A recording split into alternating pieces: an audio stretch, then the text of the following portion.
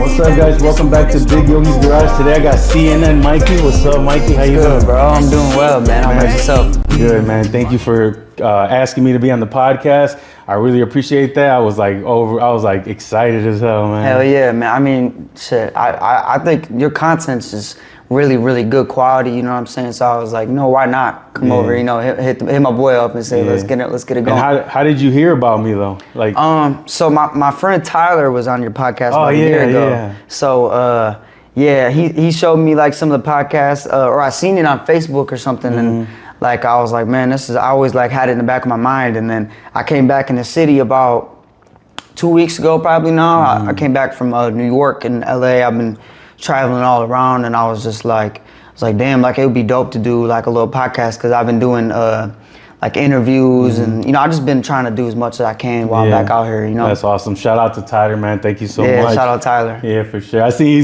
he's been doing a bunch of funny videos like Amazon. Yeah, that pranks. Like yeah, he's dialed. Yeah. He's dialed. Yeah, man. So I wanted to have you on because I wanted to, you know, I listened to a lot of your story online and stuff, but I wanted to get it from first person. You know, me and you could sit down, have a talk, so I can get to know you, so my fans and my followers can get to know you.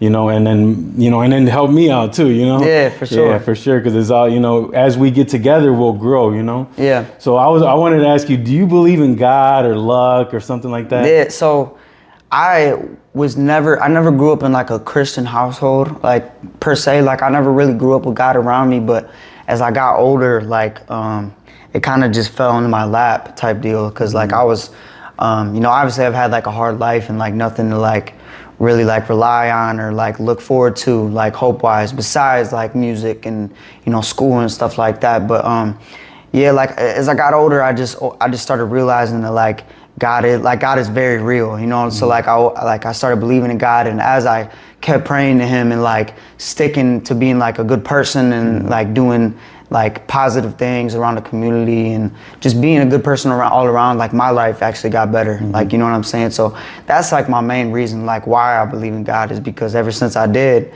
you know, life has just gotten way better for me. Yeah, because I was thinking like because I listened to your story and it says something like you said that you missed your lift and then you ran into Polo G, and then so it's like faith, man. It's like this has to happen for that to happen. But if you would have got on that lift on time, that wouldn't have happened. So that's what I'm saying. Like, tell me a little bit about that, like about that meeting and all that. So before I met Polo G, I was living in LA with my manager, sleeping on an air mattress in like an extra bedroom, and I didn't have any type of like motion, like per se with like music. Like nobody wanted to like work with me really. I was like kind of just out there doing whatever I could, but that's when I really started praying every day and like getting a routine every day. The only thing I would do every day was make music. So I'd wake up every day, pray to God, you know, ask Him, like you have to thank God too, you know, to receive blessings. But you know, like I would just pray to God, like, God, I just need one win, like over and over again. I remember that in my head, and like it changed my life forever. I said, God, I need one win. Like sitting there, waking up on an air mattress, I eat ramen noodles every day, and like for lunch and dinner. Breakfast would be the same thing, Greek yogurt every day. I was broke as fuck. And so I'm sitting there in LA, and I feel like I got something special. I believe in myself, right? So, but I just like kept praying to God, and that day when I woke up, I called my Lyft, and like normally like a Lyft will be there like 5 minutes in advance, but like the Lyft literally was like, must have been right by my apartment. So, and the way I get down to my apartment, it takes about 5-10 minutes for me to even get to the spot where the Lyft can pick me up. So I called my Lyft, and I ended up missing it because I just wasn't like, I had to grab a couple things, whatever, you know. So I missed my Lyft, and I was like, fuck, like I don't have another $50 to throw at a Lyft. So I did. I had my last like 50, 60 bucks in my account, whatever. Got to the airport, and right when I walk in the airport, I'm going through security, and I'm getting ready to go through security. You know, I checked my bag and my checked luggage. I checked it in, and I walked in, and I seen Polo G like 5 people in front of me. And I'm like, oh my God, like my heart's racing. I'm like, oh my God, like I have to say something, because I've never seen a famous person in my life before, ever. I swear to God, I've never met anybody famous, like ever. So like seeing it, the first famous person I've ever seen in my life was Polo G. And that's crazy. It was insane. Yeah. So you were living in LA, so you'd think you would see more famous people. Yeah, everyone always says that, and like I seen like lower famous people, I guess, like I seen like some porn stars, like TikTok people. Yeah, like TikTok people, but like those weren't famous to me. And so like I seen Polo, and like Polo G was like the next level. Yeah, and Polo G was the biggest, like the best person I could have met in the airport that day. So yeah, and I was flying Spirit that day, funny enough. Like Polo G wasn't flying Spirit, but I was in the Spirit terminal. So I basically walked up to him and I was like, yo bro, like would you I was like, yo, right when I walked up to him, he had his little brother and his security guard with him. And I walked up to him, and before I said anything, they're like, yo, we're not doing no pictures. Like, we're not taking no pictures. And I was like, man, I don't want no picture. Like, I was like, could you listen to this song? Just one song, bro. I just want you to listen to one song. They were kind of like another fan, like walking up to me, you know? So I was like, damn. At first, I didn't think it was gonna happen. I had to ask twice. So I asked the second time, didn't happen again. And then finally, like Polo, everyone around him was speaking like for him, kind of like yo, bro, we don't have time, this and that. They're real respectful about it, but they're like, yo, bro, we just don't got no time. Polo then, like, he looked at me and he was like, you know what, bro, like, he was like, I'll give you a shot. Like, I'll listen to it and get through security. But he was in front of me at security. So you know what knowing me, I'm like, this is my only shot. And you know how when you go through security at airports, you have to take your shoes off, get your laptop out. Bro, I did that shit in the line before I even went to to scare my shit. So after that, you was ready. I was so ready, bro. It honestly was like the best day of my life, still to this point. But of course.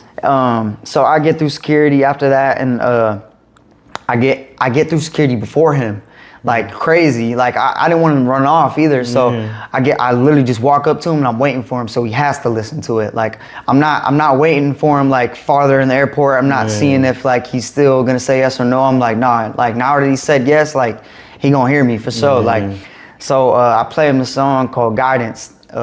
It's not a song out. We ended up not releasing it yet, which like I wanted to release it, my first record with him, but it just didn't work out that way.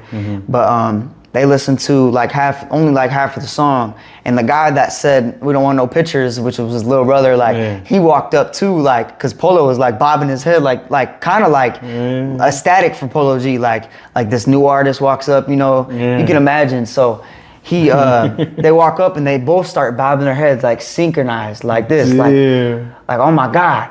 And so after they get done with the song, he pauses and he's like, bro, that shit was hard as fuck. Like looked at me, he was like, let me get your number. And at this point, I didn't expect that. I didn't want that. I just wanted him to listen to it, you know. But he listened to it and he was like, let me get your number. And I was like, oh my God. So I'm calling all my managers. My managers thought I was lying. Like I called them like, yo, I just met Polo G in the airport. They was like, cool, like whatever, we'll see, you know? So, but yeah, bro. And then I got on the airport, and right away when I got on the airport, I bought the Spirit Wi-Fi, because I'm like, I'm not missing the text from Polo G. And I only had $10 in my bank account at this point, you know, so I spent my last $10 to buy the Wi-Fi. Where were you going? I was going back home from LAX. From LAX to Toledo? Yeah, so I was coming back home for 4th of July. Wow. So yeah, I wanted to, you know, I was missing home real bad at that point, so I wanted to come back and see my people, and, you know, just come back and get a real reset. So that's how that happened, and right away he texted me. He's like, yo, bro, like if it's something that you're interested, like I want you to be on the team. And we sent the contract back.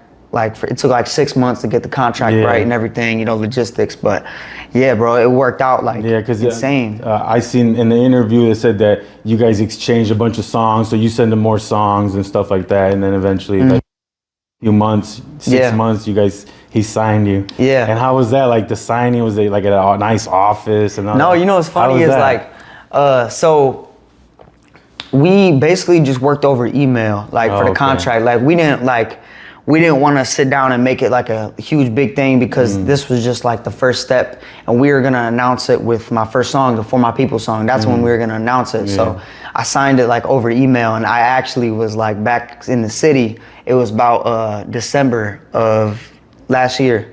So like what is it, like 10 months ago, 8 months ago. Oh, okay. So I signed it like back home over email through like a little signing party, like just with my close friends, and that's how that worked out. Yeah, and then you guys like 3 months ago is when you guys really start pushing like that song, that My People. Yeah, For My People. Yeah, so yeah, that was the first release under from it. From them under the what is it called, ODA? Yeah, so I'm actually under his management company and my management company. They did what's called a JV, which is a joint venture. And I've actually never talked about this yet because no one's asked, you know. But so basically, like, we did a partnership with Polo G. So Polo G is technically half of my label right now. So we did a partnership with him, and we signed, and yeah. So now, that means that you have like kind of like your own label too. So eventually, once you get big enough, you're gonna be able to like hire people under you. Is that how that goes, or no? So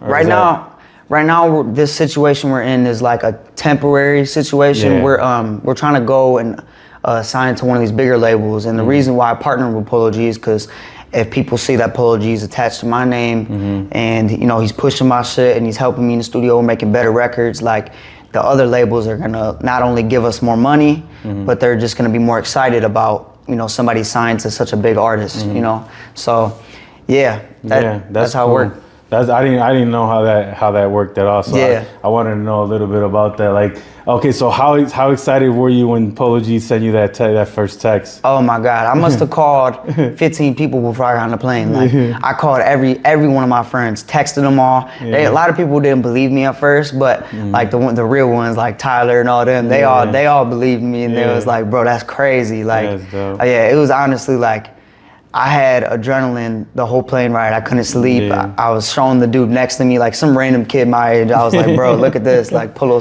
G's texting me right now. Like, and he's probably like, okay. Yeah, no, he believed me. Oh, he did believe you? Yeah, he was like, let me get your Instagram, bro. Like, that's you know? cool. So, that's cool. Yeah. But you know how sometimes you tell people that shit and they don't believe you. People don't believe half the shit anybody says. Of course. That's what I'm saying. Like, okay, how about like in the world that we have now, like, you know, like I remember in the interview you said in the world we have now, it's hard to like actually meet someone in person and that actually happening. Like, it's almost everything's through the internet. Everything's through the internet now, bro. Like, the whole music industry has completely changed since TikTok came about. Like, since TikTok came about, now labels are only signing people off of data. Like, if you have a hot song that's streaming like millions and millions, a label's gonna hop on you right away because they're like, oh, he's hot on TikTok. This is what's working, like, business-wise, you know. Like, before, back then, like, J. Cole met Jay-Z outside in New York, outside of the label, and was giving him CDs, and Jay-Z even blew him off the first time. So like nowadays, like that just simply like doesn't happen anymore. People like DM you on Instagram if if they think you're hard, like stuff like that. So bro, it's completely changed. The game's changed. It was just like that's why I started this interview talking about God, because I think that your whole journey, that whole thing was like meant to be like even like, okay, you felt lonely, right? You wanted to come back to Toledo, like your home was calling you, you missed the lift, then you get on and then you meet him. So it's like fate almost. Like, it is fate. All that shit had to happen. If one little thing didn't happen, it never would have happened. Yeah, you know what I mean? 100%, bro. Like, if you wouldn't have missed Toledo, you wouldn't have been on there. If you wouldn't have missed the lift, like, it's crazy. Yeah, it's literally insane. Like, and thinking about what's even more crazy about this whole journey is I had a full ride to the University of Toledo, and I was going to school. But this love for music just like took over all my, like, I couldn't get my schoolwork done. I was just working on music every day. Like, I also got into, like, you know, my little ruts where I was like partying too much, like not really caring, you know, all that type of shit. But like, I dropped out of school because my managers at the time were like, yo, like, I have an extra bedroom that just opened up. Like, him and his girlfriend they broke up after like 5 years out of nowhere. He's like, you want to come live with me?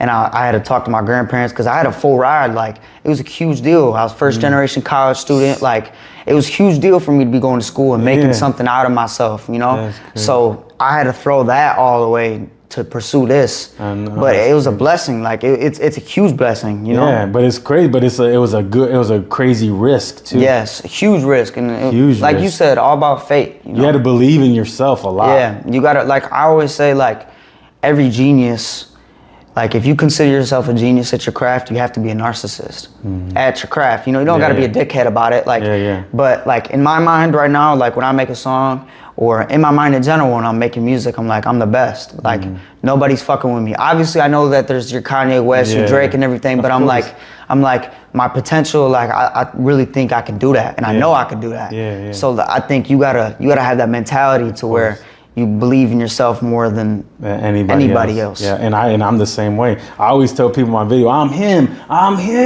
Yeah. And I just be working out and doing motivational videos. Yeah. But I try to psych myself up because I want to keep working out. Yeah. And I want to keep making because I make TikToks, I do this, I do that. I do social media, I have my podcast. So I claim to be the best. I don't know what I'm the best at, but I'm the best. You are the best. You gotta keep saying that. Yeah, for sure. You know what I'm saying? That's why I found your podcast, because it's the best. Yeah, and consistency. I've never missed a week. I've had a podcast every week ever since I told people that I was going to do a podcast. Where do you think that consistency and where do you think you learned your work ethic? Well, I think that none of us have it, right? And none of us have it in the beginning. But if we just make ourselves go for 20 or 30 days and make us because our mind's gonna tell us, no, just stay sleeping. It doesn't matter what you do, making music, going to the gym, eating healthy, whatever we do, as long as we train our bodies to get that routine, it'll turn into motivation. It'll turn into dedication. Yeah. Because if you just keep making music, you're gonna get all those hits. Your body's gonna go into autopilot to go do it. You know you keep getting better every day. Yeah. Just like training, like working out. Like when I was living in LA, I worked out for 8 months straight. When I came back home, I got lazy. But when I was back in LA, I had that routine, and I started off just like you're saying. I was benching a plate.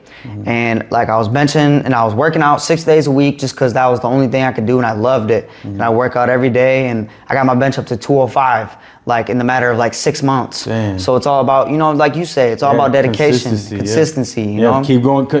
Consistency builds the dedication, because if you just keep going, when I went to let's say when I went to jail, I never been to jail, so I walked in, I'm like, so I started looking around. These guys, they go work out, they go do this, they go do that. So then once I figured out what everybody does, I jumped in and I started going with them, and then the days start going. Yeah. You know what I'm saying? In the beginning, it was everything was slow motion. Yeah. But once you get your routine, the days just start flying by, you know? You know what I find interesting is a lot of people that I know that went to prison, they do come out with that, not everybody, obviously. A lot of people, they come out and they fuck up again, but the people that get it and learn when they come out and they look forward to getting out and they start that routine when they get out.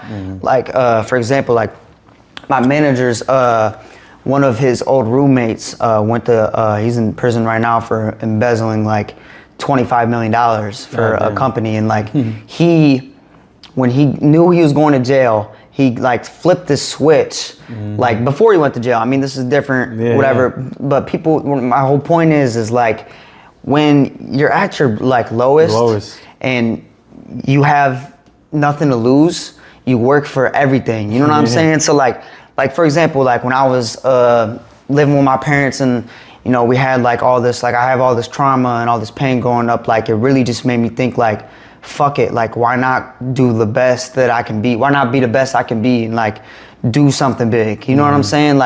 So, but what I noticed was people going to prison and stuff, and I see a lot of content creators that came out of prison. They come out of prison and they're they're on one. They're they're doing big shit. I know this one dude that's selling shipping containers, and bro, it's insane to me how prisons it teaches people.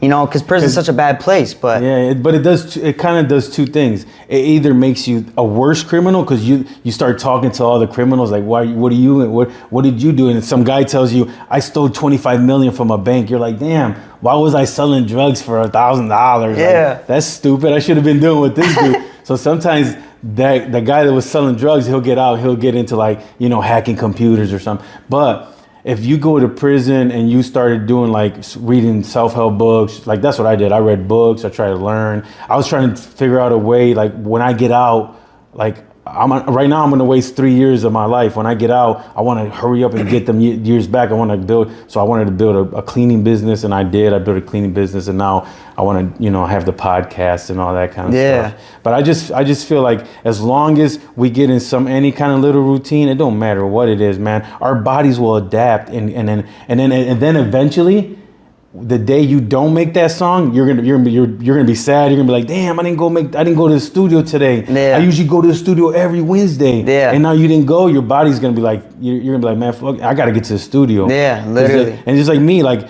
when I miss one day at the gym, I'm like, bro, I gotta go back tomorrow. Like this shit's crazy. Yeah, exactly. Yeah, because once you build that, man, like, okay, so when Polo G sent you that message, you were excited, but guess what? The other day when you sent me a message, you want to come on the podcast, I felt the same way, bro. Man. I was excited as hell. I appreciate you, man. Hey. I was actually with my son, right? I was with my son in the car, and I was trying to have it was his birthday weekend. I was having like a little bonding moment with him. My son's 18 and stuff. So then he knows about the podcast and stuff, but he don't really, fuck with it too much, So then I showed him, I said, look, it was 309 or something, I remember. I was like, CNN Mikey wants to be on my podcast. He's like, who's that? And I showed him all your videos, and we listened to the interviews. And I was excited, man, because like you said, you don't really see that. You don't like that stuff doesn't really happen unless it happens on the internet. But like mine was on the internet. Yeah. So I was excited. I was happy. I really appreciate you coming on the podcast. Yeah, I appreciate you for having me, bro. Yeah. So, bro, for you, bro, getting your podcast, bro, it's all about just shooting your shot, bro. Yeah. DMing people. I mean, I'm sure you do that, but like I don't as much. I kind of get nervous a little bit. Yeah, don't get nervous, bro. If they say, what's the word? The worst they can say is no, or they just won't read it, But like eventually, like I did this, like when I was coming up in music, I was DMing like all the famous people I knew, and like ended up coming to the point to where like now where I'm getting up to where like I'm doing that, like I sent people DMs and they never read it before, and they'll send me a DM, like who Tay Keith is? You ever heard of that? He's like a big producer, worked with Drake and like he's like one of the biggest producers ever. So like I was DMing him for like years, and all of a sudden he DM'd me one day and was like, yo bro, my bad bro, like I never read this, like let's lock in.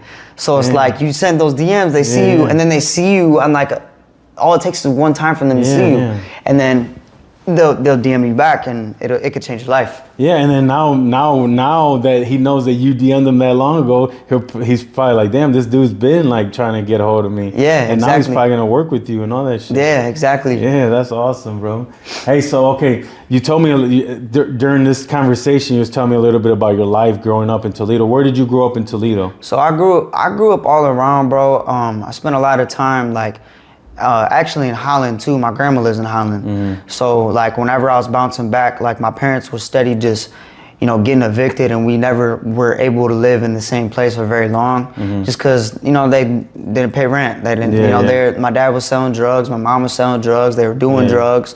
So like my whole life has been like, just like never having a steady routine or household or like people coming in and out of my life. Like it was really tough, bro. Like I lived over on the north end off of Magnolia Street. I lived on the south end off the Anthony Wayne Trail right by Rick's Bakery. Like I've lived everywhere, you know what I'm saying?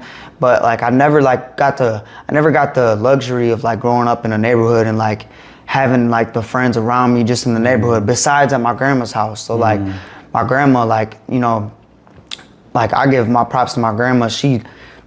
Grandma and grandpa literally single-handedly made me into like the man I am, I would say. Like gave me all the good things that I have, like my work ethic, like being smart, like studying in school, like those type of things that really laid the law down for me when I like was early growing up. So they really like changed who I was, and like I give them a lot of props for like who I am today and just being like a humble person, stuff like that. So, that's awesome, man. That's awesome, because they're probably like, like with your mom and your dad doing all that, they're probably like, man, we got to step up and make sure that they guide you the right way, so you wouldn't fall in the same mistakes that they did. So tell me a little bit. Your dad was a hustler. Like that's how it all started, right? Yeah. So I used to be a hustler. I told you I went to prison and stuff. Yeah. So he was like a little hustler, and then he met your mom. They was probably cranking and stuff. They was like. They fell in love like really young. Like probably like 16 years old, my dad told me my mom was living with my dad at their house with my grandma. And so my grandma worked 3 different jobs to like support the family. And, you know, so I think she just, from my understanding, she like wasn't able to be home a lot. So my dad had a lot of free time, and my dad grew up on the North End. So like, you know, my dad was selling drugs at an early age, and he got into it. He went to jail a few times. You know, he never went to jail for no crazy amount of time, but like I think it got to the point where my mom and my dad started doing it together like so much. My mom was like really like the worst off one, I would say. Like my dad would still get up, go to work. Like my dad worked at Coca-Cola. He worked for NWO Beverage. Like my dad was like a hustler at heart. Like he was always doing his thing, selling drugs, but he would always go to work. He would, you know, put food out. He would try to put food on the table, you know, like, and, you know, like growing up early, my mom would like do all the drugs, and she'd be fucked up all day, and I'd be at home with her. I'd miss school all the time. I'd miss like 30 days of school, you know, and like principal calling, cops calling, all that like shit. I had CPS called to my home a few times. Like it was a real tough like upbringing, but like it wasn't nothing to where like I'm not mad about my upbringing. Like I can't change it. You know, my parents had me at a young age. You feel me? So it's like I don't really think it's necessarily their fault. Like I think they're just young. Like they're like my age, having a kid and trying to figure it out. You know? Imagine that. That's good. Yeah, and this drug shit's a disease, man. Like, you know, you get hooked. My mom was hooked on like oxys really bad, and my mom's done heroin. My mom's overdosed a few times. You know, so like, it's all about, you know.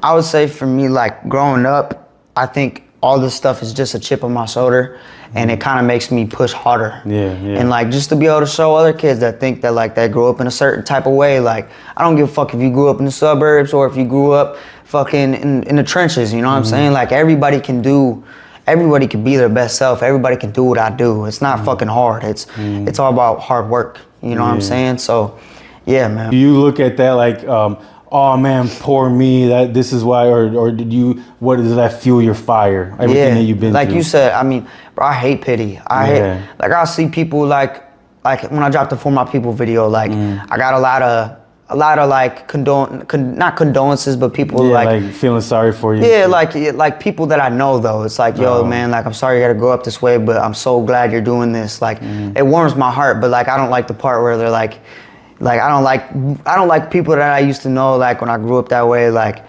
I don't like people coming up to me and like telling me they're sorry for me and shit. Like, cause like it's like, bro, like look at me. Like you don't need to feel sorry for me. Like I'm doing this shit. Like I feel sorry for you. Yeah, I feel sorry for you. Like like you work at McDonald's, bro. Yeah, like damn, I'm bro. just playing, but No, but for real, like like I it's definitely something that like pushes me to go harder every day, because it's like my whole life people expected me to turn out like my parents, and I didn't. And you know, like it's because of the small little you know, role models I had in my life, like my uncle Danny, and then, you know, like my stepmom Heather. She, you know, she helped out a little bit when growing up too. She was, you know, she made sure that I had a routine and I was, you know, doing chores and, you know, make sure my schoolwork was going through, you know, shit like that. So like, giving you responsibilities. Yeah, responsibilities. So like growing up, like that was very important for me. Of course, bro. Because if you don't have responsibilities, then you wouldn't even be doing music right now if they didn't teach you those responsibilities. Of course. And like I was always taught, like you can't quit nothing. Like you start a sport, you can't quit that sport. You know what I'm saying? Because that lays the foundation for who you are right now. Exactly. So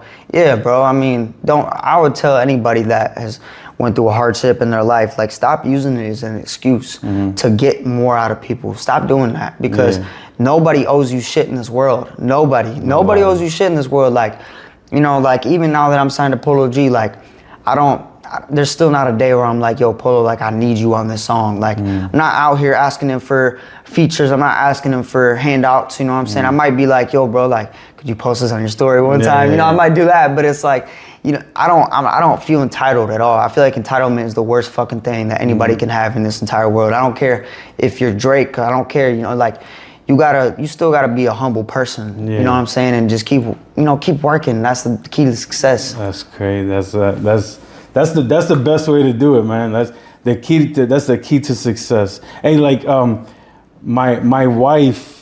You know my wife Sandra Vasquez? Yeah. She's friends with your mom. Yeah. So she told you We used to sleep in Sandra's basement. Yeah. Me and my dad, my little that, sister, bro. all in one bed. It was an unfinished basement, and I still remember this curtain. It was a sheet. We put a sheet over it just because, you know, Sandra would come down and do her laundry. And like, I still remember like waking up in that basement, like you being remember her young. daughter Bella and stuff? Yeah, I remember her too. She was real young. Yeah. Like, she's probably what, like 15 now? Yeah, she's 15. Yeah, she was like probably like a year old, maybe 2 years old when I was like, she was a baby. Back then. But you do remember them, right? Oh, of course I remember them. Yeah, Sandra said that she's like, he probably doesn't remember me. No, my mom still talks about Sandra all day. Like, if they have a conversation on the phone, like, I know they don't talk as much as they used to, but like, if they have a conversation on the phone and I talk to my mom, she'd be like, man, like, I love Sandra. Like, we just had the best phone discussion in the world. That's always been one of her best friends, and like a solid friend. You know what I'm saying? Because there ain't my mom don't have any friends anymore. Like, she burned a lot of bridges. Yeah, she burned the bridges. A lot of bridges, you know. So, I remember that. I wanted to make sure I told you about that, because that's another thing. Like, God works in mysterious ways, right? But like I seen your song a long time ago. Like, remember that song that you did about a year ago, the Toledo Flow, you and Rick, and that's when I first noticed you, bro. And I showed my wife, like, look at this dude, man. Like, and she's like, I know him. She's like, you know, I know his mom, and da da da. And I'm like, what? That's the first time. Tell me a little bit about that song and about that. Okay, so it was like, white boy Rick and this bitch or something like that. That was dope. So that was do you know who Lil Baby is? Yeah. Lil Baby. So of course. Yeah. So that was a remix to a song that he hopped on with this dude named Sleazy World. And that was like a hot song at the time, like a year ago. That was like, it was hot. Everybody was doing remixes to it. And like, I felt like every remix, like motherfuckers were using the same flow that people were using in the song. So I was like, bro, like, I haven't done a remix yet. I was like, fuck it, I'm about to just lay something down. I laid it down. And I called Rick that day. I was like, bro, you need to hop on that shit. And he was like, all right, bet. I did my verse before anybody else, but I did that shit in like 30 minutes. Like, I don't know, I was just on one that day, like talking my shit the most. Like, like you said, like, I'm like, why you mad she choosing us? What, she don't like the Bentley truck? I'm white boy Rick and this bitch, the hood love me, I could get you touched. Like that, when I popped that line, I was like, damn. Shit, but you know, it's crazy, when I dropped that, I watched the documentary about White Boy Rick, but I didn't know that he like snitched on his whole organization or anything. I didn't know that, but it was still hard bar. Like, fuck what they said. Like, we didn't. Like, no one even knows about that unless they watch. Most people just think like it was like a big drug dealer from Detroit, like, you know what I mean? Yeah. White boy, you know what I'm saying? So that was my whole thing, cause like, bro, like I'm a white boy from the city, and like I feel like, you know what, like before all this Polo G shit happened, honestly, like, I feel like I didn't get the love from the city. And I think the city itself, I think a lot of people will agree with this. They don't fuck with you until everybody else starts fucking with you. Like, they're not gonna support you just to support. It's not like, we don't have that type of ecosystem here. So like, once this all started, the Polo G stuff and everything like that, bro, like, that's when I started getting the love from the city, and like people were like actually believing me and like reposting my shit. Like, but with that song's at like 70,000, not anything crazy, but like 70,000 on YouTube, about 70,000 on SoundCloud, and well, so that's cool. That's a good ass song. And then, but the thing is, the city will come, bro. The city will come. Like me on my podcast, like for a long time, I was telling Brandon we was at like 200 subscribers, and then we're like, man, this is not going up. It's not going up. But eventually, you know, the right person, like you said, God has something for you, like bigger than the city. You know, the city wasn't. It couldn't help you. But look, God said, go over there, and then somehow, some way. Have you haven't interviewed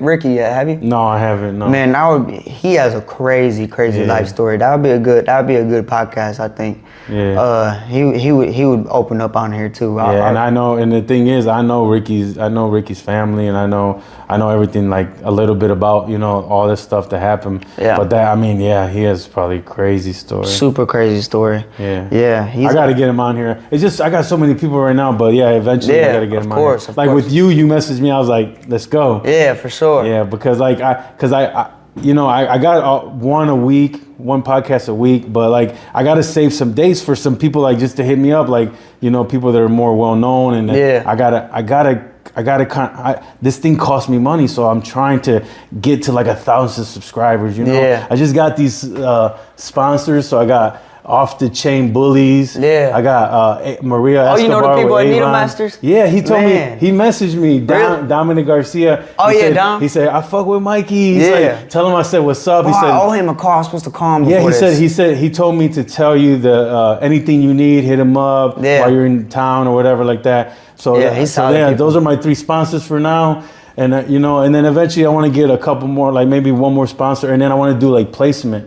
You see, like somebody, maybe they got like a, you know, like a pop or a beer or something. Yeah. And like, you know, and I can set it there, and I'm gonna charge them for that too. So Yeah. I want to try to make money off this eventually. You know, the podcast thing is like super in, because you know, like radio's on the decline, and like people love these type of interviews. You know what I'm saying? Like if you look at Joe Rogan, like I know Spotify, like they hand out like deals, like kind of like record deals, but for podcasts.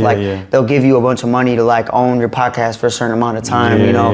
And yeah, bro, like the podcast game is like, I wish I had the time to do a podcast, because I love this type of shit. Like he got like 100 million for 10 years. Oh yeah. For Spotify. His shit's crazy. Yeah, that's that. I mean, it would be nice to have something like that. But for now, you know, I got to do these like little, you know, I mean, not, but I just got to do this because I try to ask for sponsorships, and then just a few people got interested. But it's okay. Yeah. Because I know that with consistency, it'll bring more people. One day you're going to have Taylor Kia. Yeah, for sure. Shit like that. Yeah, because I had the little bobblehead here and stuff, and I'm trying to. I put things up to try to get people to come, you know. Yeah. And try to get more people to come. All right. So my favorite song is that one for my people. That's the one that I like, because it's like for Toledo. I don't know if it's for Toledo, but I feel that like it's for us, for Toledo.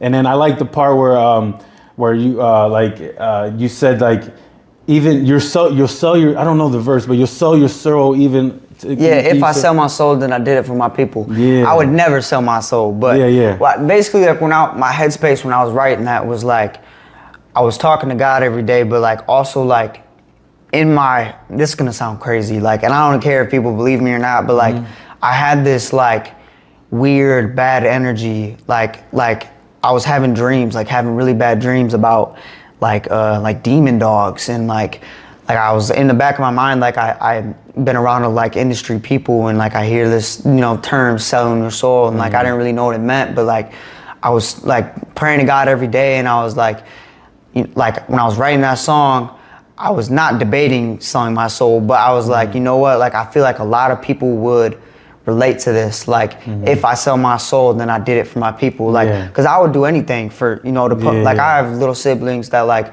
I gotta take care of, like if something happens to my grandma and grandpa, like there's nobody in my family I feel like that would be able to take care of my siblings. So it's like I have this type of chip on my shoulder to where I have to be able to be in a position to provide for them if something happens, because you know my grandparents are getting older, you know what I'm saying, and like that shit haunts me every day. I get anxiety about it, like real life, like I get anxiety, you know, like I have like anxiety attacks from it, you know, like, and I'll do anything to make this work, and like besides selling my soul, but you know. Well, okay, so now that you say that, I'm thinking, so like you meant like I'll take my shirt, like you give your shirt off your back to your family, of to course, your people. like I would do anything, just because I feel like I had the hardest out of my family, like growing up, because I'm the oldest, so I'm not like my sister doesn't really remember much of it. I mean, she's had, you know, not having her parents in her life for like about like half of her life, you know, like, and it's like it really takes a toll on her, and I feel like I'm like the person that's got to step up and like, you know, just be that person, of course, for like my little brother. I got 2 little brothers and I got a little sister, you know, and I feel like I got to be the inspiration, and I got to be the rock. I got to be the rock for them, you know. So. Yeah, because if it's not you, then who else? Who's gonna show them? You're like, I believe that you're in charge of all the little cousins and nephews and nieces and whoever comes in your family behind your age. Like the older ones, you might motivate some of them too. Yeah. But really, like, imagine all them little kids, man. They just see you like, oh, my cousin, my uncle, he's making it big. Like, dude, like you have so much like responsibility. It's just like they say to Spider-Man, like responsibility comes, or no, what is it? Superpowers comes with so much responsibility or whatever. I don't know the saying, but it's basically you got a superpower.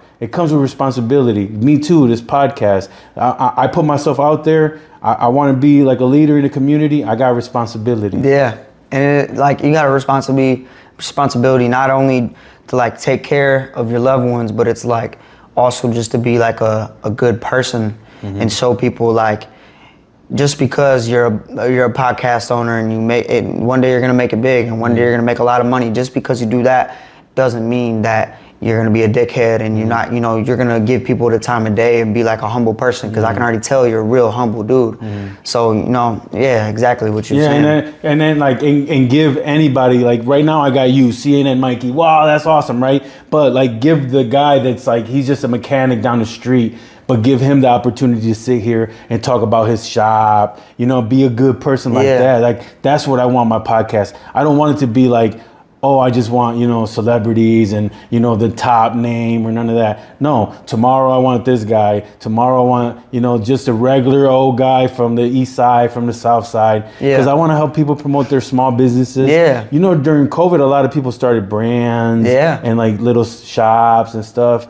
But there's really a little tiny brand. Can he really afford, the radio station? No. But maybe they can afford to pay me, $100, or maybe they can just reach out to me, sit here, we'll talk about the business, and that's free. I've never charged anybody to be on my podcast. And everybody's got a story, you know what I'm saying? Especially coming from this place, bro. Like, this place is, like, I love my city, don't get me wrong, but this place is also like a place with a lot of hatred and a lot of like fucked up shit. As like, I'm sure every major city's like this, but just because it's my home, it's like I really like notice like how like fucked up it does get around here. Like there's a lot of fucked up shit going around. And it's always like for people like you to like reach out to people that probably wouldn't have got like an opportunity like that, they'll be like, damn, like, and they'll show love, positivity just goes a long way with a lot of people, That's the best thing, positivity, like being a good person, loving, caring, respectful. And then if someone messes with you, smack the shit out of them. Yeah, facts. You know what I'm saying? Yeah. Like, you know what I'm saying? Like, cause I don't play around. No, you gotta protect yourself and your character. They said, of course. A real man should be able to hold and love a baby, but also smack the shit out of somebody like if they need to, you know what I mean? Hell yeah. Because we got to be able to do both. We got to be able to love and caring, and then stand up for our family. If someone comes in our house to try to take something, like, hey, what up? Like, let's go, let's fight. Yeah, that's what I think is really important, man. And then I wanted to tell you a little bit about, you told me, you said you get a little anxiety when you think about like your grandparents passing away and stuff. I used to think a lot about like the future and like, whoa, man, this, my mom, But when I went to prison, I read this book called The Power of Now. It's by a guy named Eckhart Tolle, right? Okay. And The Power of Now basically teaches you like that really nothing exists besides this moment right here, right? Like earlier when you were driving here, that doesn't exist no more, right? Yeah. You're already here. Later on, when we leave, like whatever happens, that doesn't exist now. That doesn't exist. So really, by you thinking about what's gonna happen, it could even torture you, make you stressed out, give you anxiety, because you're making up scenarios in your head that don't even exist. Yeah. Right. And our brains are used as a tool for the task, not to be thinking about things that don't even exist. Don't use your brain to solve the problem, not to create more problems for yourself. You know what I mean? Like when the day you go to make music, boom, you're using your brain to come up with all these, raps and this and that. And that's what you're needing your brain for. Anything else, like them thoughts that come in of, oh man, what if, because the thing is, you might think, oh, my grandma, my grandpa, they might die in a car accident, but they might live to 97. Yeah, that's true. You know what I'm saying? Yeah. They might live to 97 and and then you're going to be at peace. Like, man, my grandma, my grandpa lived a long life. They see me get big. Yeah. Like they enjoyed it. Because we got to enjoy the moments while they're here. Enjoy them now. Like be happy now. Go visit them when you're in town. Like You know what I mean? Yeah. Because thinking about too much about the future and thinking too much about the past is just a waste of time. There's nothing else but right now. This moment right now, me and you, Mikey, this is the only moment that exists in the world. Yeah. Everything else is just in our imagination. Even the people that are at that bar across the street, if we think about it, that's just in our imagination. We're not there. Yeah. Nothing exists besides this. Yeah. That's crazy. Yeah. I read that book, and that book told me that book would even help your mom, help anybody that goes with drug addiction, with thinking too much about like an ex. Yeah. Thinking, because sometimes people are stuck on drugs because they're still hurt from something that happened in the past, or maybe they're too scared about something that's going to happen in the future. So they're like just like trying to cope right now. But if they really realize that guy that broke up with you in the past is over with, like just be happy now, then they could probably like move on with their life. You know what I mean? Yeah. For All right. sure. So there's sorry, man. I started. No, you're good. I started rambling on. No. I've been learning a lot about brain. No, trust about me. like how we think and stuff like that. So there's another song that it's like one of your latest songs. It's called "Talk About It." It's really taking off right now. Yeah. Yeah. So tell me a little bit about that one. So That's your newest one. yeah, my newest one. So that one came about. I was going to work with so Polo G's number one hit single was called Rap Star, and it had this guy named Honor Banks on the ukulele, and he was playing the ukulele, and this other producer named Cinco. Them two made his biggest song, like to date. It's like his biggest song, and so when I signed to Polo, well before I signed to Polo, this guy knew I was like, fucking with Polo, whatever, and I hit him up, or he hit me up actually, and was like, yo bro, like you're hard, let's work.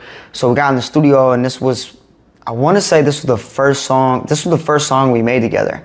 So I got in the studio with them, and that song was a complete like freestyle off the top. Like I didn't sit there and write nothing. I was just having fun, So it started off with the ukulele, and I was just rapping over ukulele that he already laid down, and we turned it into this Jersey. It's like a fast beat, a bunch of drums, all types of stuff like that. But that was like a really quick song, and we just put it out because we thought it was a good summer song, a little party thing. So. Yeah. Like, what's that little verse with the two pills it smacked you in the face? Like, pop one and a pop two, it can't feel my face. Yeah. That shit, that little thing just gets you hyped. I was talking about popping Adderall. Oh, okay. Yeah, like popping too much Adderall. And then you can't feel your face. You can't feel your face, yeah. Okay. Yeah. Yeah, I like that. Right off the bat, it gets you. And then the video's dope because it goes in and then all of a sudden it cuts down. You know what's crazy about this? I actually haven't told nobody this either. Yeah. We shot a whole different video at first. Also, this is exclusive on Big Yogi'Z Garage? Yeah, exclusive on Big Yogi'Z Garage. So the first video we shot, my girl flew down to Houston with me. We went to Houston to shoot it because one of my business partners is Jimmy Boy the jeweler. He's like a celebrity jeweler in Houston. He does all the rappers' chains, all the boxers' chains. Like he's like really big in that business, and he was like, yo, bro, we asked him basically like, yo, bro, like if we came down to Houston, like what could we make work there? Like, could we make it real big? I was gonna do in the city, but I thought it might be a little dangerous, like having something super big, because we had a bunch of people there. Yeah. But basically he set it up to where one of the biggest clubs in Houston, I think it was called Sakai or something. It was a real big club in Houston. It was shut down during the day. And Jimmy Boy knew all the promoters in Houston, so he was like, yo, we'll shoot it at this club during the day when nobody's there, and we can have whoever we want there. So we got there and we shot the video. I thought it came out amazing. Like my girl came out there, there was a bunch of girls in the video. It was super fun video, like we're all drinking tequila, and we showed it to Polo.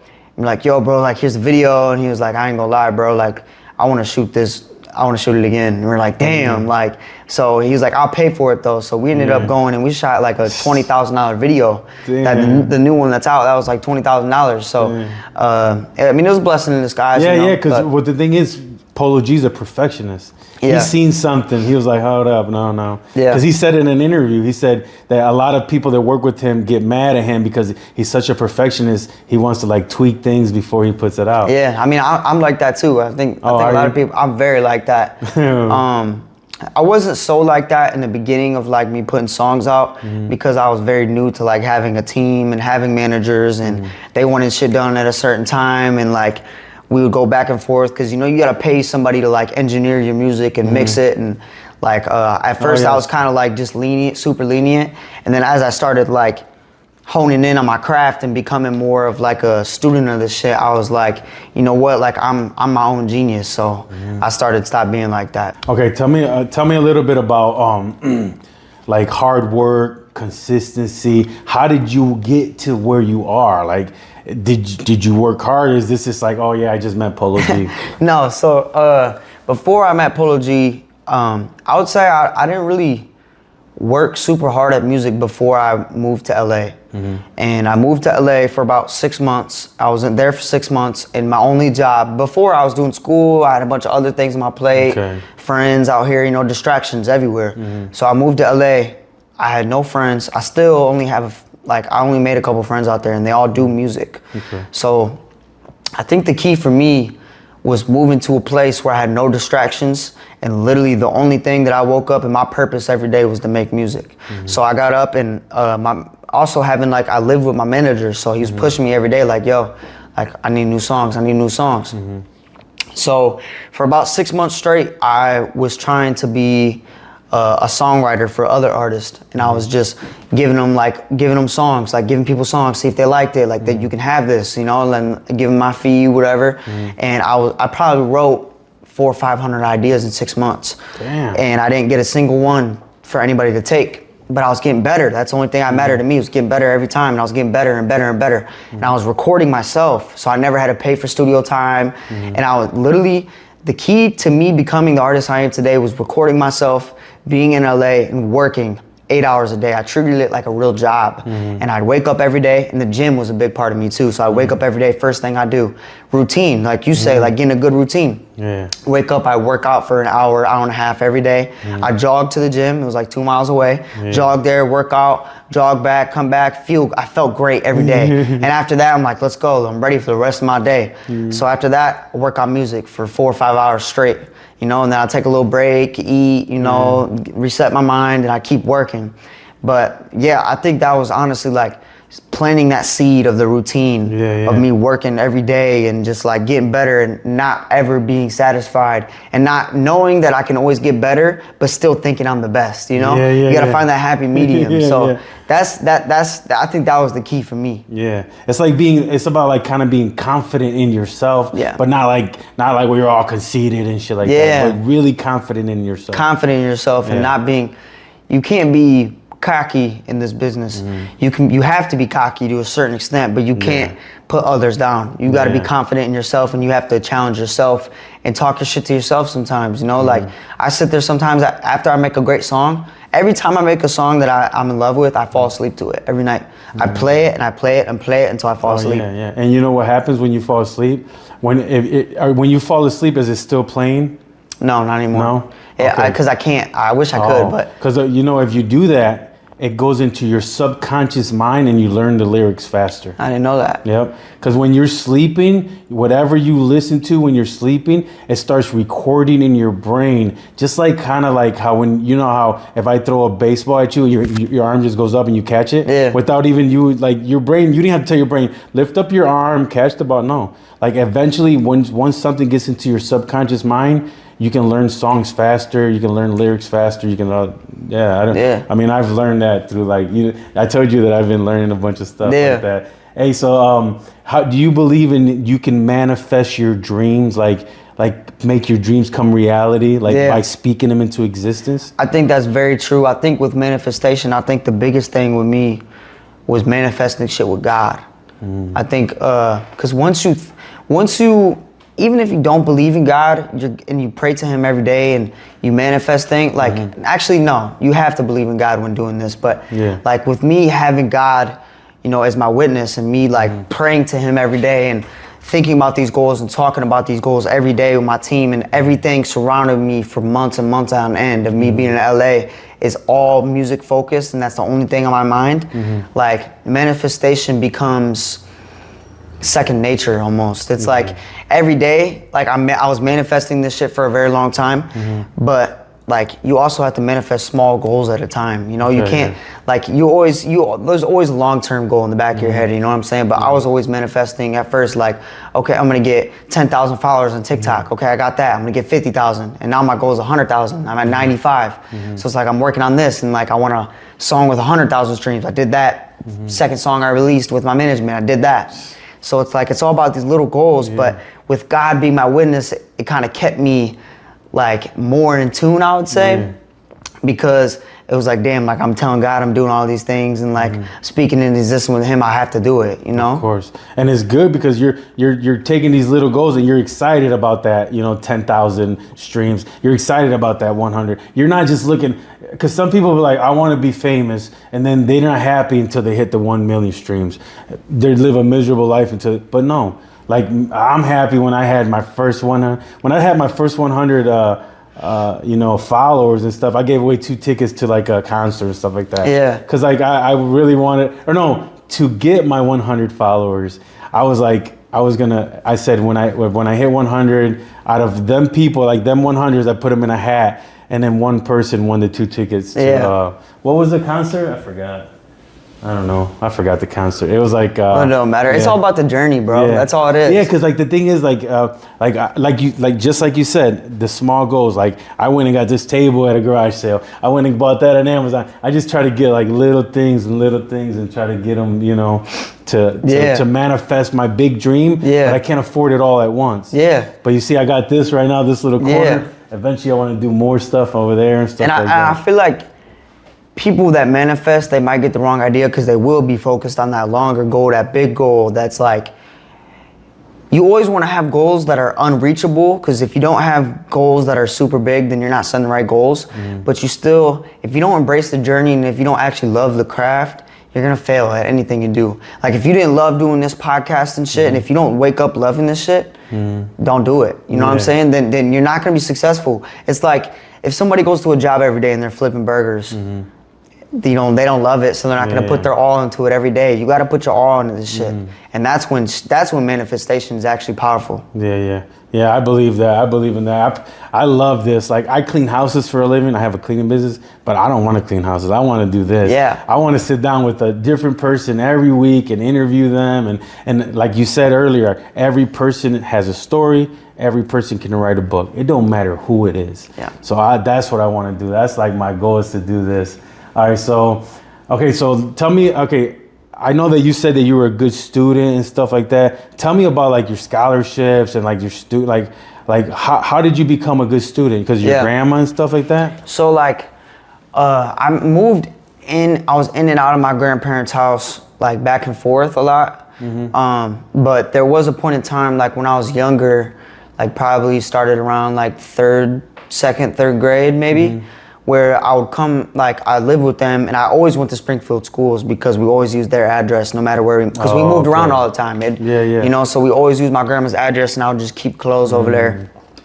But so it was like my grandpa, it all started with the spelling tests. So every week we'd have spelling tests and grammar tests and vocab and shit. So my grandpa would sit me down, and every day we would study. Like every day it was like, right when you come home, you got to do your homework before you eat, and you do your homework, and you can't do nothing until you do that.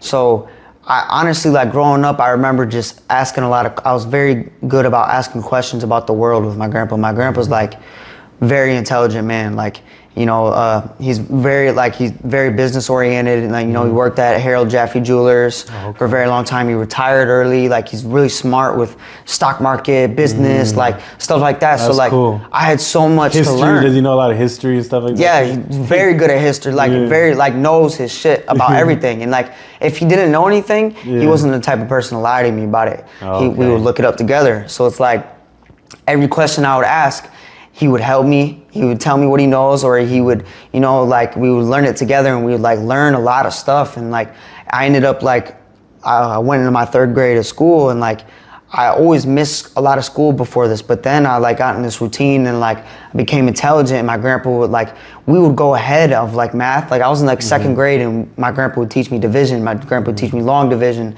He would teach me like intricate stuff for like a second grader. Like I would learn more school stuff, and I got ahead. And so they ended up putting me in this like this gifted program for students like that were like mentally gifted. So that like only like opened my horizons more, and that's when I started getting more creative, and you know, I started learning guitar and all that type of stuff. So I think it really just came down to having like, I had a wonderful foundation when I was over there, and I think they really helped me have that. Yeah, for sure. And so, but with the scholarships and stuff, when high school came around, I was in all honors classes. Like I loved school. And then once the rapping started coming in a little bit more, I started making more music. I dropped out of a few of those, but I graduated with 4.0 GPA at my school. For real? Yeah, my ACT score wasn't that good. I got a 23, but like I got like I ended up having all my tuition covered at Toledo. So that's like a full ride, you know. So I went to Toledo, and I was gonna study finance, and just didn't work out. But you know, like I think that's what really helped me like growing up was they're really good about helping me with school. All right, so we're back from break. We took a little break, went outside, chilled and stuff. All right, because I wanted to ask you like how important it is to pursue your dreams and not somebody else's. Okay, so when I was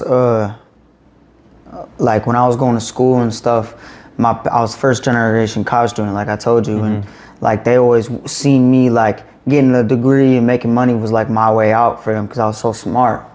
And I always just had this like inner obsession about music, and I was gonna do the whole college thing. I was gonna get my degree. I thought I was gonna do both, you know. And then one day it just came to me like, why am I trying to make other people happy? You know what I'm saying? It's like, if I didn't try to pursue this now, I would look back when I'm 35 and be like, damn, like I never did it. I could have did it. You know what I'm saying? So my mentality was always like, as long as I can say like I tried it and like I really gave my all to this shit, then like I'll be happy with life, you know? Yeah, I think that's really important because I've actually had other guys here, like older guys my age, they're 40 something. They used to be like you, they were younger, and they used to be like local rappers around here. And now when they come on my podcast, they always talk about the days when they rapped and they wish they would have, you know, not got, you know, that girl pregnant and not had to get the job, you know, because everybody looks, if you don't really follow your dream all the way until you can't, like after a while, I think people look back and like regret stuff. Literally.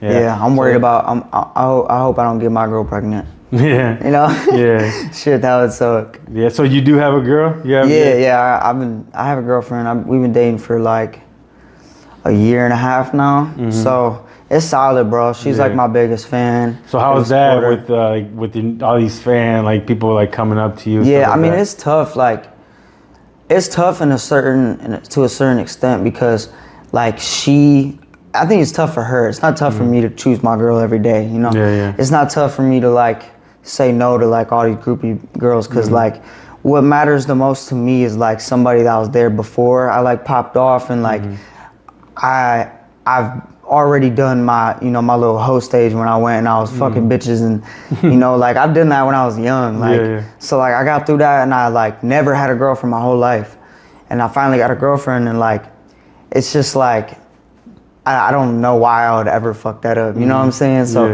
I think it is a little tough for her though, because I'm signed to a label and stuff, like my whole team's like, yo, like we don't want you posting pictures with her on Instagram because we want your girl fan base to like, you know, like support you and like think they can date you, you know what I'm saying? Like a Justin Bieber or a Jack Harlow, like Justin Bieber, like when he first came out, didn't have no girlfriend. I mean, he was like 14, but but it's like Jack Harlow. Like Jack Harlow might have a girlfriend that none of us here know about, but it's because he wants to keep it private for one, because other people gonna hit your girl up, you know. And then at the same time, it's like a business thing. But you know, I think once we get married and like, or you know, I'm a poster, you know, but like just for this first beginning, like couple months, you know. But but that's smart. It's like a business decision because you don't want to like if there's a bunch of girls that are following you and they think like, oh, this hot heartthrob or whatever, and then all of a sudden you post with a girl, they're like, oh man, they'll stop following you. So stop listening to music. It's like a business decision right now. And then eventually once you know get everything rolling.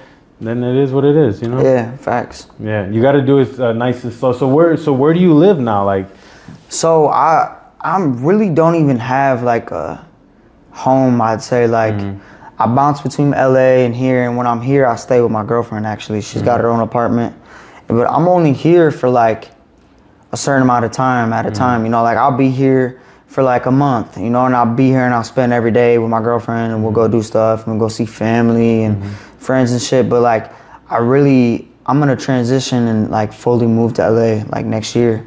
So my girlfriend's gonna end up moving out there with me. Okay. I'm pretty sure. But And when you're in LA, you stay with your manager still? yeah, I stay with my manager because he got a whole bedroom. I got my own bathroom. Like it's a real nice like apartment. So. Okay. And then your manager, he's just like music manager and stuff, or he's managing actors and stuff too, or what? You know Demi Lovato? Yeah. Her boyfriend, he manages him. His name is Jutes. He's also like a songwriter for like a lot of other artists. He's like a big songwriter. Okay. And do you know who Black Bear is? You ever heard of that name? Black Bear, no. He's like a big pop artist. He's like huge. Like he got songs with everybody. And my manager manages a producer that made like his biggest song. So it's called I Don't Fucking Care. So he manages them, and then they also manage this kid from Greece who was just in like the Greece version of America's Got Talent. Okay, yeah. Or American Idol. American Idol, yeah. So it's like that. Yeah. But all the countries over in Europe, they compete against each other, and they all have one representative. And he was the one representative from Greece, and he's only 14 or 15. Yeah. But yes, they manage him. So he's a man. So he got him as that's a manager for him too. Yeah. Damn. So we both. I have two managers. So they all manage these guys together, and then we have this guitarist named Jules. He's a guitarist. He's worked with, Brent Faiyaz. He's like a big R&B guy. He's worked with Designer. You know, that guy that had the Paint song, like Paint. You know what I'm talking about? Yeah. So he works with a lot of people too. So we got a pretty good like solid roster right now. Yeah. How is it in LA? How is that LA? Man, LA is like complete culture shift from here. It's so much more trendy. Like around like these like in the Midwest at least, like I feel like there's not a lot of like mix of cultures. Like you have your black people and your Mexican people, but like there it's like everyone, like all the little cultures, like if you're from there's like a whole, I don't even know how to explain it, but the culture is just I kind of know what you're saying. Yeah, like the restaurants, the food. Yeah, there's like a Filipino person, a Korean, a Mexican, a Puerto Rican, a Cuban. In LA, they have Little Italy, Little Chinatown, like they have like a Russian, and then everybody's like, it's like a big like they literally have these little cities that are called Little Italy, Little Armenia, like, and there's just a lot. And LA has a lot more money.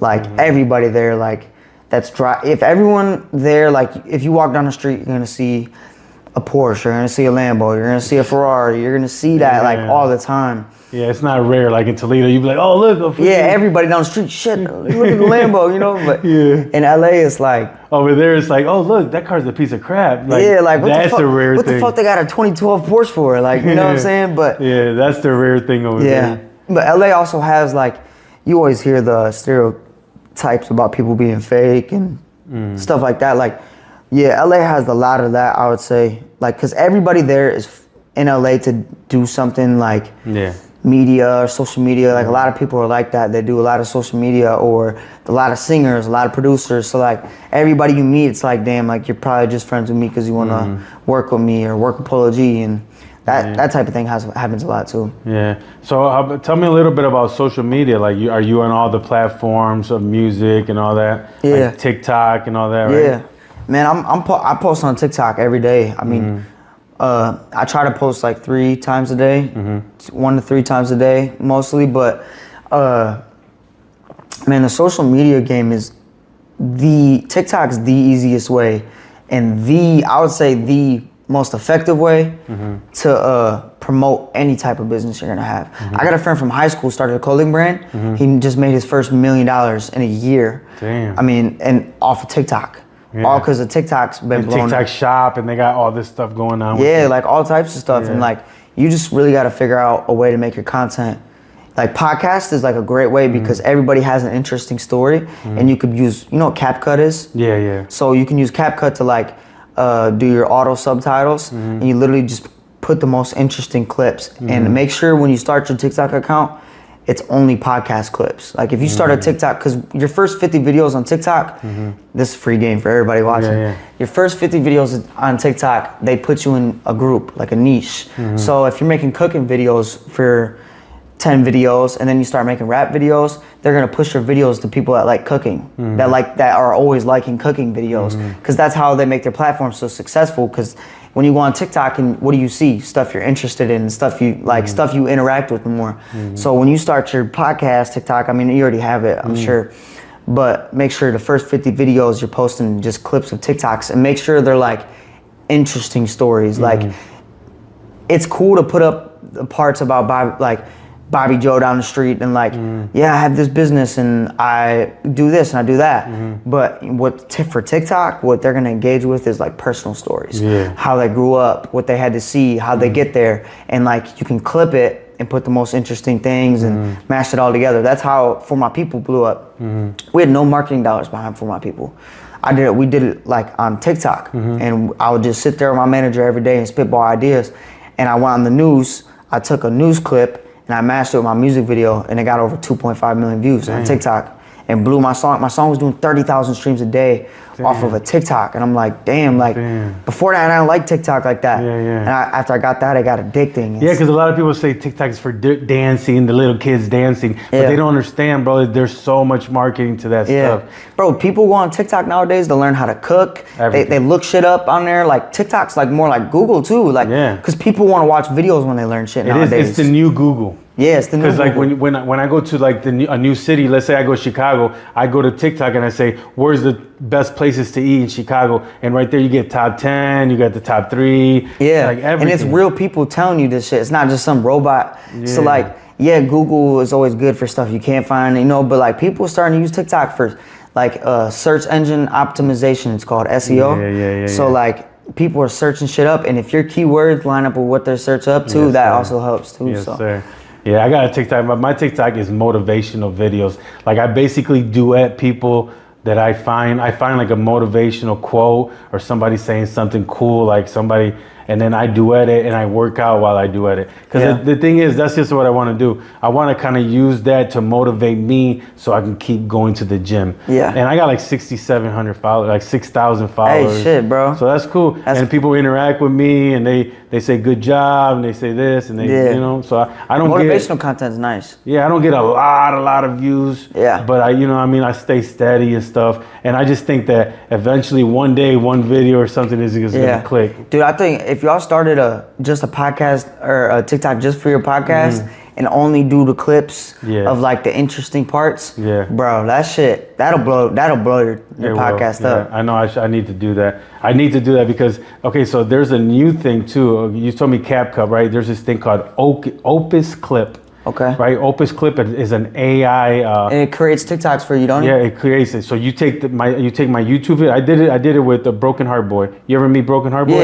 Yeah. So Broken Heart Boy, I did a podcast with him, and then I actually put it in there, and it's you take you copy and you put it in there, and then 15 minutes they send you an email with 10 or 15 clips with the captions and everything.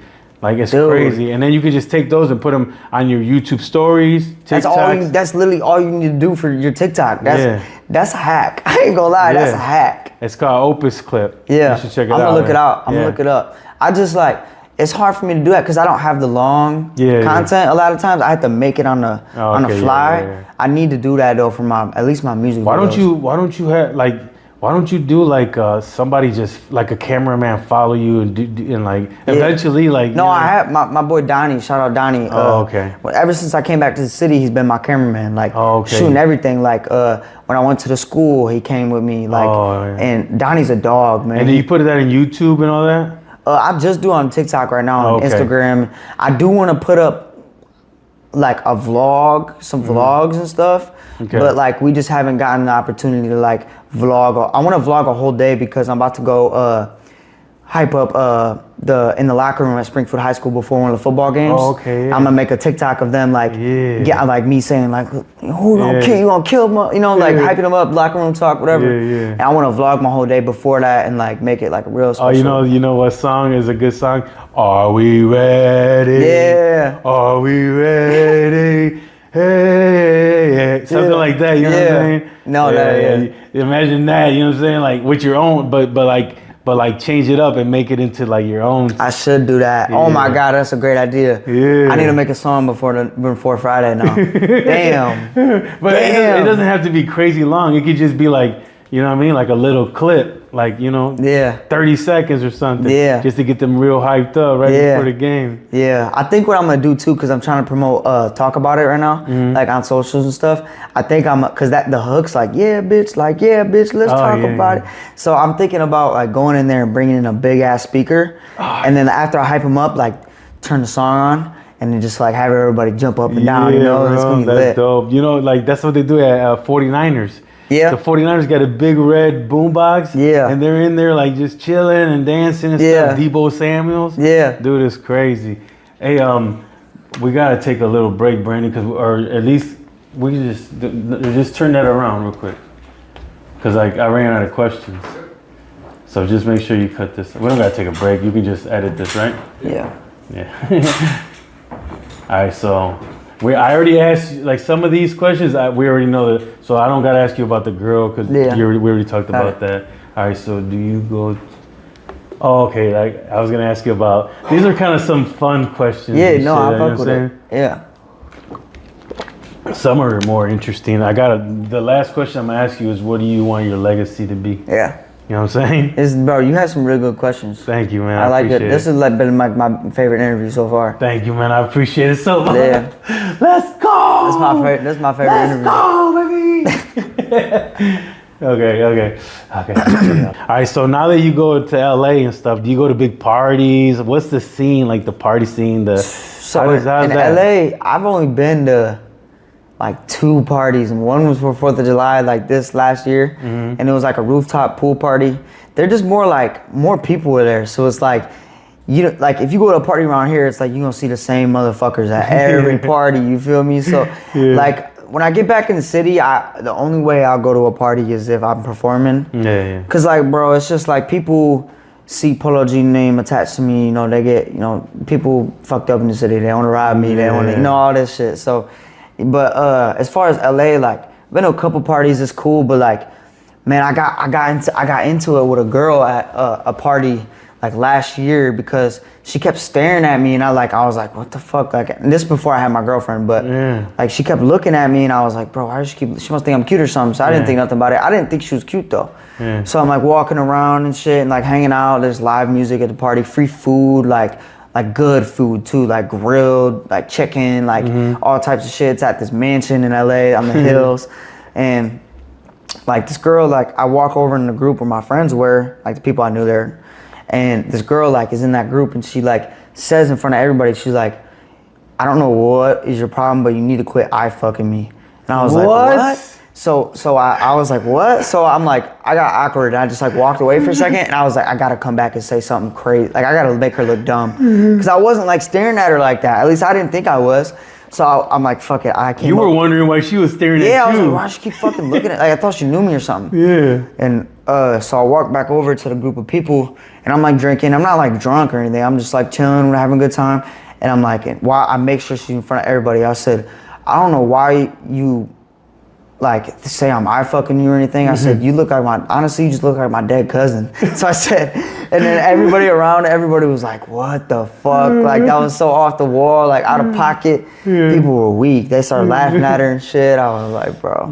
Yeah, cause you had to try to like put her in her place, cause what the fuck? Yeah, like I wouldn't. You're like, why is she looking? She's the one that was trying to eye fuck you. I know. You know what I'm saying? And she wanted your attention. Sometimes people say something crazy to get your attention. Yeah, she probably just wanted to look cool. Yeah, for sure. Whatever. One of my dudes, he always used to try to hit on girls, and I would be like, man, you can't hit on her, bro. Look, she got a fat booty or something, right? And he'd be like, watch this. He would go up to her and be like, that ass ain't fat. You think that ass is fat? He would dog her, right? But then well, the odd part was that girl would come back. Yeah. And be like, what do you mean? Like, this booty, and like start talking to him, and like, because he said that if you go in there and you say something nice, he'd be like, yeah, that's what everybody says. Yeah. But if you go in there and you say something like crazy, like it gets their attention more. Damn, so it's that's like hilarious. Some psychology type shit, you know what I mean? All right, so I wanted to ask you a little bit about, okay, so like I got to meet you now, you know what I mean? And you know what I'm saying? I feel like not only that, but before, like I seen a couple interviews and I see your songs, like how come you're so humble? Like why do you like, you don't have this like big ego? Like you came here, you treated us nice. Like there was no like, you came by yourself. Yeah. Some people bring a whole like, you know, a bunch of people. Yeah. And there's no wrong with that. Like if you wanted to bring some people, that's fine. But why are you so humble?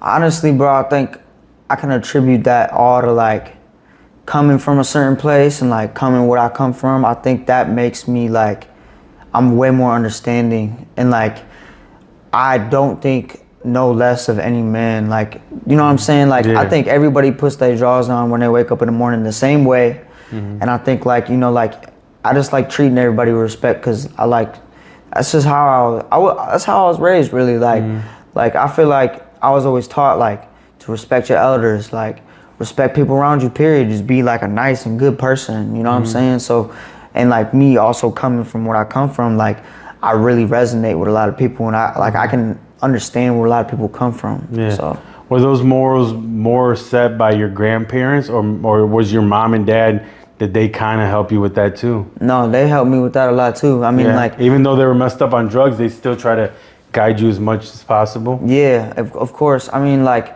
it wasn't like the type of relationship I had with my mother, at least like my whole life, has been more of like me witnessing certain stuff, and then that in return made me reflect on who I want to be, and like learning lessons like that. It wasn't like, cause like, yeah, my mom would tell me like, if I did some shit and I was rude to one of her friends or something, like, yeah, I'd fucking get my ass beat or something, you know, and her tell me that's not okay. But like it was more so me learning from who my parents were, like who my mom was. My mom was like, when she was in her bad mood, when she's not fucked up on drugs, she's the greatest person in the world. She'd give you the shirt off her back. She's amazing. But like when she's fucked up and you gotta wake her up, and I remember waking her up in the mornings, like having, like when she won't wake up and she's so fucked up, and if I wake her up, a switch is just turned and like she lashes out. And so like now it's like I'm just really respectful about certain shit. Like I really think that certain shit, like growing up, like me like being afraid to like wake my mom up, like nowadays, like I won't wake nobody up. If they're sleeping, if you're gonna miss your job, like that's on you. Like I'm not waking you up though. Like shit like that. Yeah, kind of shit like that traumatize you like for life, huh? Yeah, like that's something I really, like certain things, like just little tiny little things like that. You know what my girl laid on me the other day that I was like, oh my God, like what the fuck? I've never noticed this about myself. She was like, so I tell my girl everything because my whole life is music, and so I tell her all about my little like music goals, and like she gets tired of it sometimes because I'm always just talking about this, you know, like. And she was like, you know what I think it is? She was like, I think you didn't really have those people in your life to tell about like your wins in life and shit, and somebody to say they're proud of you. So now like I'm that person, and she's like, I like being that person. Like I love being that for you. You know what I'm saying? But she was like, I think that's what it is. And I was like, oh my God. Like I feel like she just figured me out. It was like an aha moment. I was like, damn, like it kind of made me emotional. I was like, bro, what the fuck? Like I never noticed that, because like, you know, going through, you never realize, like I think I'm a pretty normal person, but like there is some shit, like everybody that goes through shit has like little things that like are fucked up about them for the rest of their life, you know? Of course.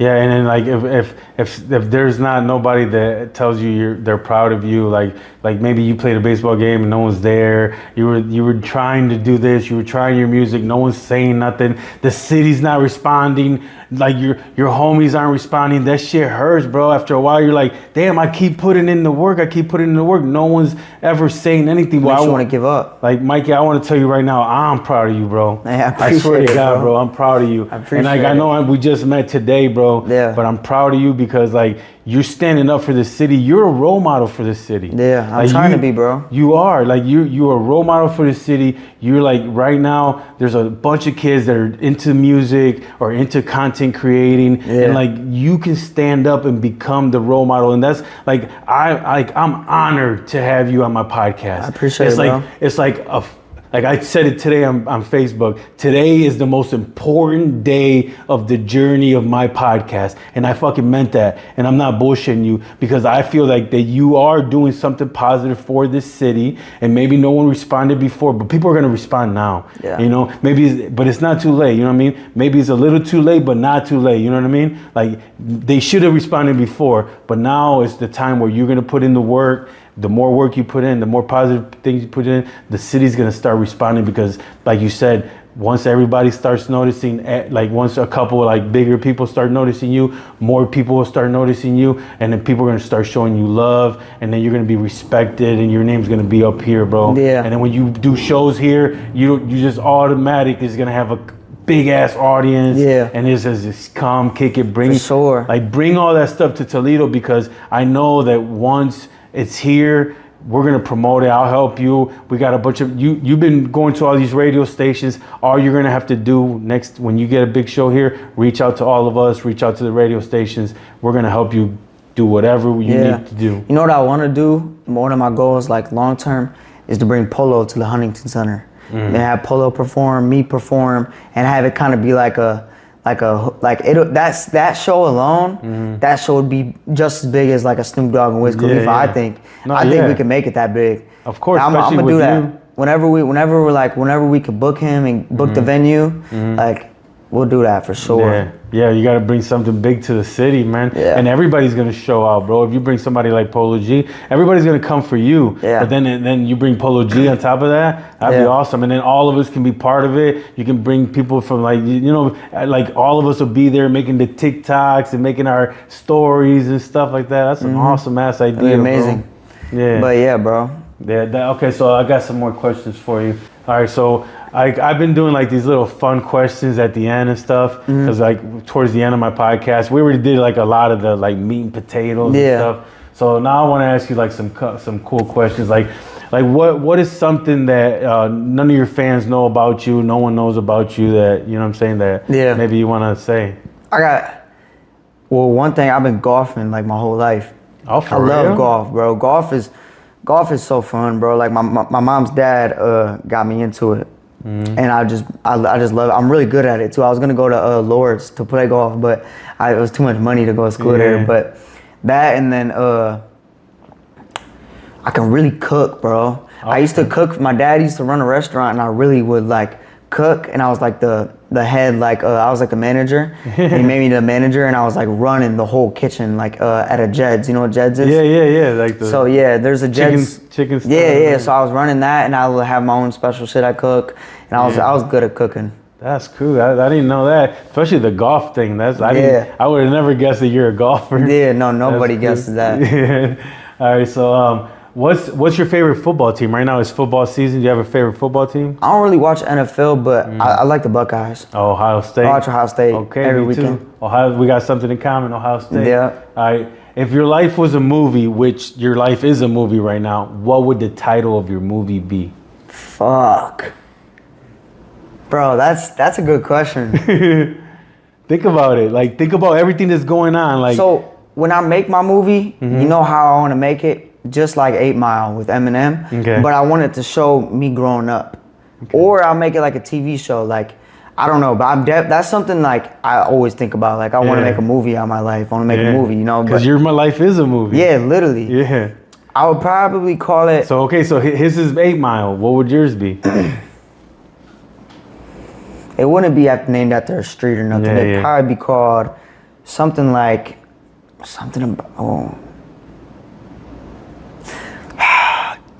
It probably... it might be called Chasing New Nirvana.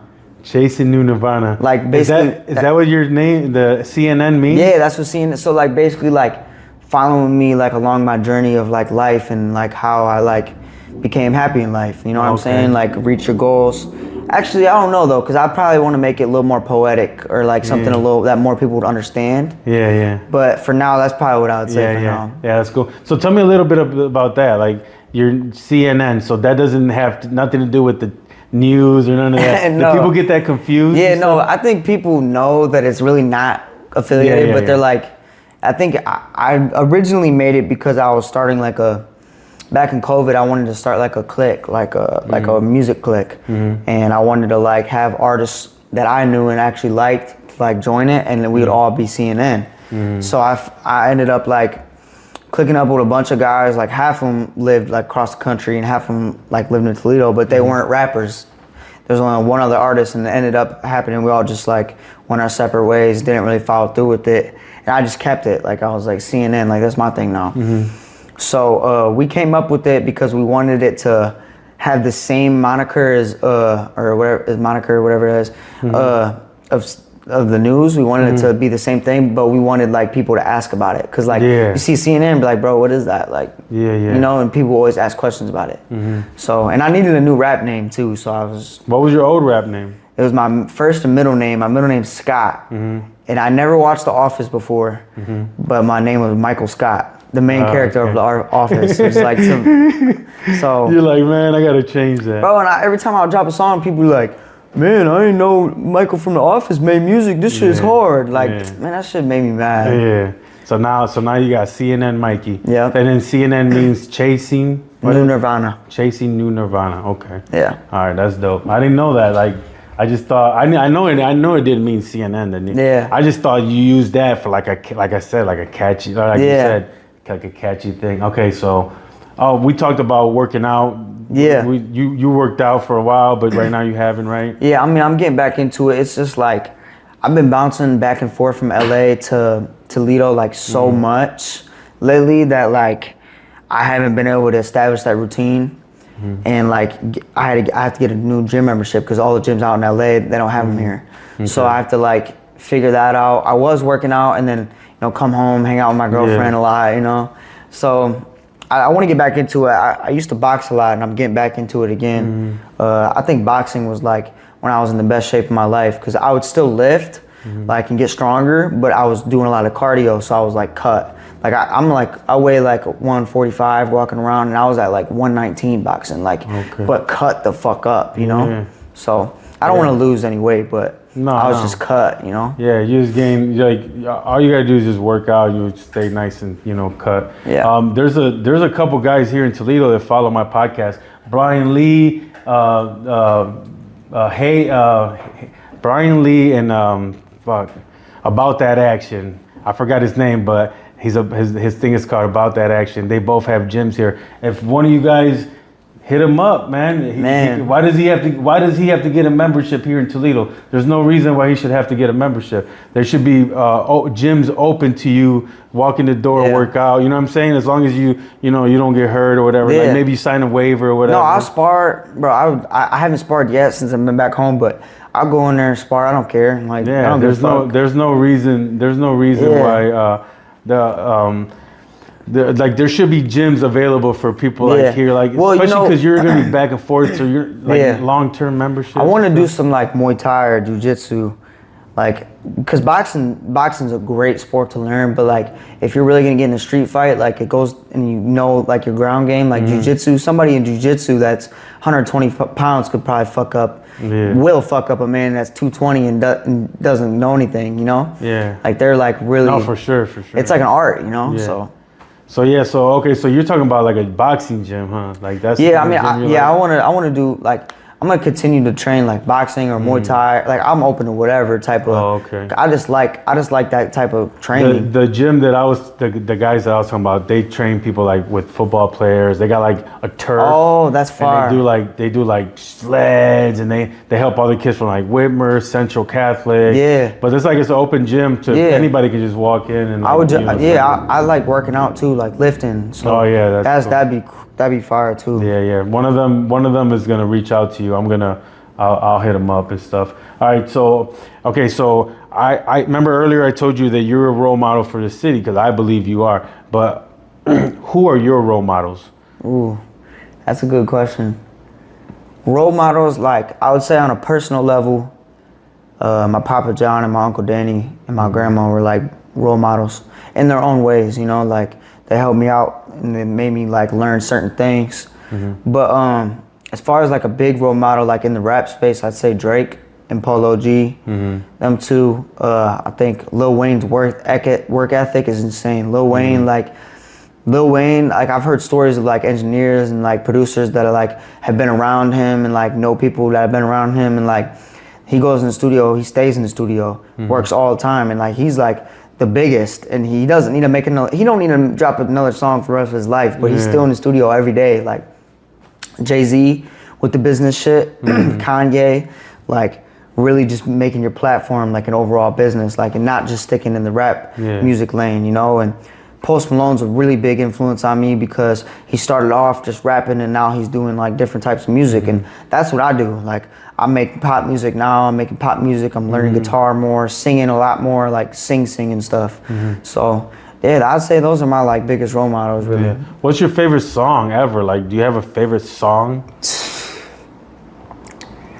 Like something that like sticks to you, like you've always liked. I have a bunch of different ones. Yeah, I figured it. I like Congratulations by Post Malone. Oh yeah, that's it's like, now we always say, now they don't say congratulations. That's a dope ass song. Yeah, that came out when I was in high school. I love that one. That's like a lot of times when I ask that, it's always like a song that came out in high school. Cause like it was like when you were having fun and stuff. Yeah, that's a good ass song. I love that song, bro. I love Eminem. I grew up listening to a lot of Eminem. I listened to a lot of Nas growing up. Like I always loved Nas. Big L, A Tribe Called Quest, like a real hip hop head. Like I kind of moved away from listening to so much hip hop because I've already listened to their shit so much. So, but yeah, bro, a lot of different stuff. That's awesome, man. What's your biggest goals and your biggest dreams? Goals, I want to make my first million. That's like my biggest goal right now. That's like very, very like possible. Like I think I could reach that in the next year or two. I think I really could. With all this shit I'm working on, I think I really could. Dropping my clothing brand right now is what I'm focused on. What's that gonna be called? New Nirvana. Okay, So I'm gonna do that, and it's gonna be like more designer type of stuff. Like I fuck with this right here. Like you have to tell me where you got that from. That shit fly. I want to do like just pieces, bro. I don't want to just do t-shirts or hoodies or shit like that. I want to do like real like clothes, you know. And I don't want to have to put my name on everything. Like I want people to fuck with it because they like the clothes. Okay. And like do like limited edition. Limited drops, so only like 100 people can get this shirt first drop, you know. And we'll do it like that. And so clothing brand. I want to bring Polo to the Huntington Center, like I said. I want to bring him there. And I want to throw a big show in the city. And the other one, bro, I just want a hit record. Like, I want my platinum record, you know, I want something to go on radio. Like, I'm excited for that. That's what I want. And I want to get my first big feature. Like, I've worked with Polo on some of his songs. He hasn't dropped it or nothing yet, but like, I want to release one of my shit, you know, like I want to get my big feature, you know, so that's like my biggest goals, I would say, for now. Yeah, that's awesome goals, man. And I know with your work ethic, the way you're telling me all this stuff, like I know you're gonna get all your goals, man. And then it's good to put them out there, manifest them, so people can know them. So you never know who can listen to it and be like, oh yeah, let's go. You know what I mean? Like I believe in putting your shit out there so we can keep it going. Okay, my last question for you is, what do you want your legacy to be? That's a great ending question. When people think about me after everything's like said and done with this shit, it's super early to say. Of course. But overall, bro, I just want them to know me as like the artist that could do any genre, like can literally step their toes. And like, I want to make a country song, I want to make a rock song, like pop songs. I want to be able to sing. I want people to know I'm good at everything. And I just want everybody I want to have a positive impact on my community. I really do. I want to like show kids that, you know, you can do anything you put your head to. And I want people to like look at me as like a example and a role model for success, you know. And I want everyone just to know me as like being like a good dude. like just being a good person, really. That means the most to me, is everyone just knowing like, yeah, I met Mikey, super humble, super good dude, like we chopped it up, you know. Like I want to be the type of dude to give anybody the time of day, even when I'm fucking $10 million up, you know. So that's what I would say. Yeah, man, that's awesome. And then just to end it, I think that you're very humble. You're really respectful, man. You did a good job. Thank you, bro. Thanks for having me. Yep, I appreciate you so much, man. Thank you so much. Thank you guys so much for watching. We really appreciate it. Make sure you subscribe. Make sure you share. Make sure you comment, please, man. Let's get this. Let's run this up. Let's go. Let's go. Moved out the city, I'm tired of drugs, petty shit and violence. You don't hate no shit about Toledo, let somebody dying. Thank God I'm blessed, I could not rest to make it far as I did. Mom ain't waking up, give her a shake, I gotta check her eye.